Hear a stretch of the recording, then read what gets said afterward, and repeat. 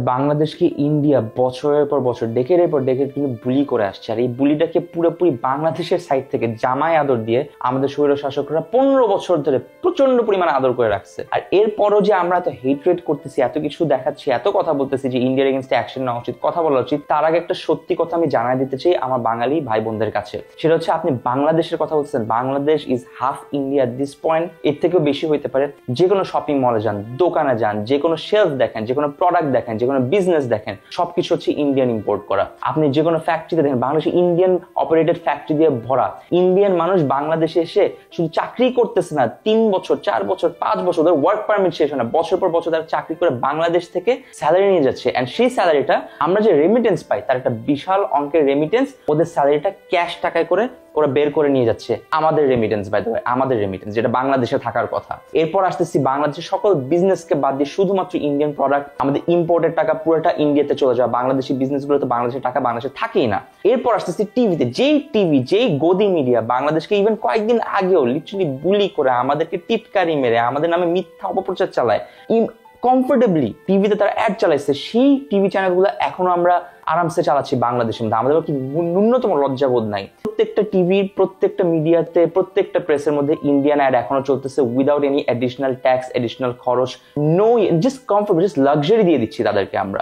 আমার কথা হচ্ছে ভাই সিম্পল, একটা জিনিস আমাদের বুঝতে হবে যে এই বাংলাদেশ আর ইন্ডিয়ার মাঝখানেরকার যেই ক্ল্যাশটা, বাংলাদেশি মানুষ না, ইন্ডিয়ার মানুষ না, এই দুই দেশের বুঝতে হবে, দুই দেশের গভর্নমেন্টরা এই দুই দেশের মানুষকে ছিঁড়ে ছিঁড়ে চাবায় চাবায় জাস্ট খেয়ে ইউজ করে আমাদেরকে মানে মানুষ হিসেবে আর যা বাঁচায় রাখে নাই। ইন্ডিয়ান গভর্নমেন্ট ইভেন ইন্ডিয়ান মানুষদেরকে ঠিকমতো ট্রিট করে না। ইন্ডিয়ান মানুষ তাদের গভর্নমেন্টের উপর এখন অতিষ্ঠ হয়ে গেছে, টর্চারে, অ্যাবিউসে। তারাও চায় না, যে কোনো দিকে জিজ্ঞেস করে দেখেন, আমাদের যেই বাঁধের কথা আমরা বলতেছি, 60 থেকে 70 হাজার মানুষকে শুধু ইন্ডিয়ান গভর্নমেন্ট তাদের আদিবাসীকে ভিটাহারা করে দিছে এই বাঁধ নির্মাণের জন্য। কোন বাঁধ? যে বাঁধটাকে খোলার পর বাংলাদেশের মানুষ ডুবে মারা গেছে। এই ভিডিওটা যখন বানাচ্ছি এই মুহূর্তে হয়তো কিছু মানুষ মরে যাচ্ছে, ভিডিও বানানোর আগে অনেক মানুষ মরে গেছে, হয়তো আজকে কালকে আরো অনেক মানুষ মারা যাবে। কেন?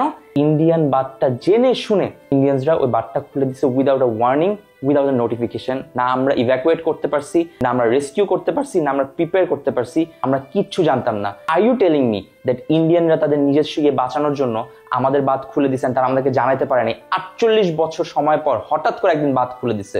সিম্পল হিসাব, ইন্ডিয়ান মানুষ না, ইন্ডিয়ান গভর্নমেন্টের জানা উচিত, বাংলাদেশের জানা উচিত আমরা কারো পুতুল না। সুতরাং আমি যে গিফটের কথা বলছিলাম, এই গিফট আমি একা দিতে পারবো না। গিফটটা খুবই সিম্পল, অন্তত 1 মাসের জন্য হইলো যদি ন্যূনতম লজ্জা আমাদের থাকে, যদি আসলেই আমরা কিছু একটা চাই করতে, ইন্ডিয়ান প্রত্যেকটা প্রোডাক্ট কিনা বন্ধ করতে হবে। বাংলাদেশে যেসব কেবল অপারেটিভ অ্যাসোসিয়েশন বাংলাদেশ, যারা কোপ আমাদের যারা টিভি চ্যানেলকে সেন্ট্রালি রান করে, তাদেরকে বলতে হবে you cannot run a single Indian ad in Bangladesh, you cannot run a single Indian channel in Bangladesh। চালাইতেই যদি হয়, যদি ওটা করতে হয়, বাংলাদেশের প্রত্যেকটা চ্যানেলের, ইন্ডিয়ান প্রত্যেকটা চ্যানেলের প্রত্যেকটা সকল টাকা, এই পুরা মাসের টাকা ফুল ফান্ডিং যাবে হচ্ছে এই বন্যার্থদের পাশে, যেটা ইন্ডিয়ানদের জন্য আজকে এরকম হয়েছে।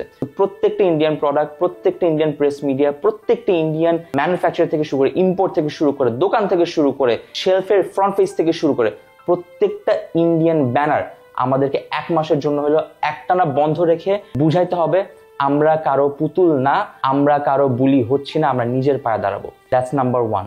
এরপর আমি আসতেছি হচ্ছে সুন্দর করে বাংলাদেশে এই যে বন্যার্থদের সাহায্যের কথাটা আমি কেন আগে বলি না, আমি কেন আগে ইন্ডিয়ার কথা বলছি। আমার কথা হচ্ছে, প্রত্যেকবার যখন বন্যা হবে, প্রত্যেকবার যখন ক্রাইসিস হবে, তখন কি সেলিব্রিটিসরা এসে শুধুমাত্র ভিডিও করবে, ফান্ড রেজ করবে, তারপর এরকম রেস্কিউতে যাবে? এখানে কি সরকারের কোনো কাজ নেই? মন্ত্রীদের কোনো কাজ নেই? আমরা সাধারণ জনগণ, আমাদের কোনো কাজ নেই? আমাদের কোনো রোল নাই? শুধু কি স্ট্যাটাস দিব?